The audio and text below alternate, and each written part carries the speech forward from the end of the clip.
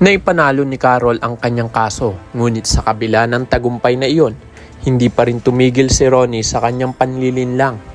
Patuloy niyang nilalason ang isipan ni Amber, pilit ipinapaniwala na kahit not guilty ang naging hatol ng korte, nagsisinungaling pa rin si Carol at nanakit pa rin ng damdamin. Dahil dito, galit pa rin si Amber kay Tristan nang sila'y magkaharap. At habang nangyayari ito, demonyong ngiti naman ang hatid ni Ronnie. Dahil nagtagumpay na naman siya sa kanyang panlilinlang. Samantala, nagsisimula ng pumorma si Dennis kay Carol.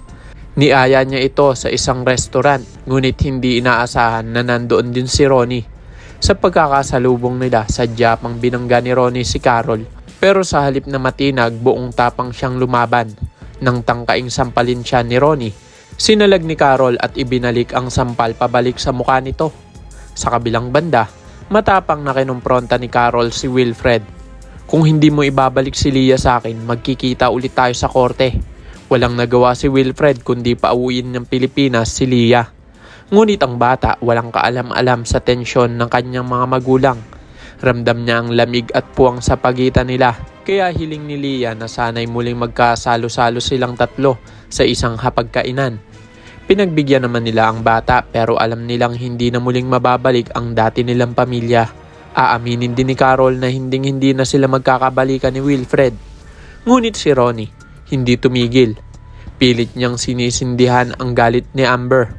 Sinasabing baka ginagamit lang ni Carol si Leah para makuhang muli ang loob ni Amber pati na si Wilfred.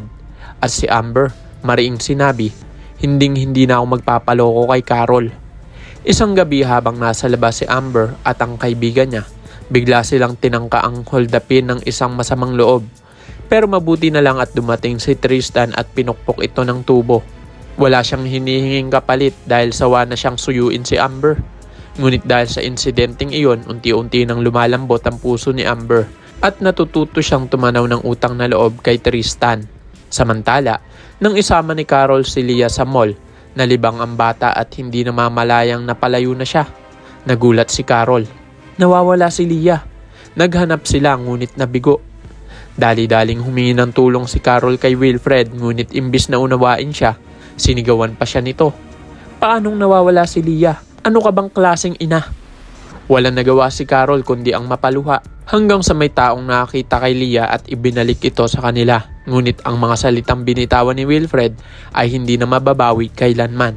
Dahil sa hindi pagkakaunawaan ni Carol at Wilfred, mas nagkaroon ng pagkakataon si Dennis na makalapit at magpakita ng malasakit kay Carol. Ngunit ang lahat ng ito ay may mas malalim na dahilan. Dahil kinalaunan ay mabubunyag ang matinding katotohanan na si Dennis pala ang tunay na pumatay kay Joy. At higit pa rito, siya rin ang nagpatigil sa buhay ni Father. At sa pagbabalik ng mga lihim na ito, mas lalo pang titindi ang kwento ng kanilang mga buhay. Kaya naman kung isa ka rin sa mga umaasang hindi mahuhulog si Carol sa mga kamay ni Dennis, ay huwag kalimutang i-like at mag-subscribe para lagi kang updated sa mga susunod kong uploads. At syempre, huwag kalimutang mag-iwan ng komento sa ibaba para sa mga salubin at reaksyon. Maraming salamat sa iyong panonood.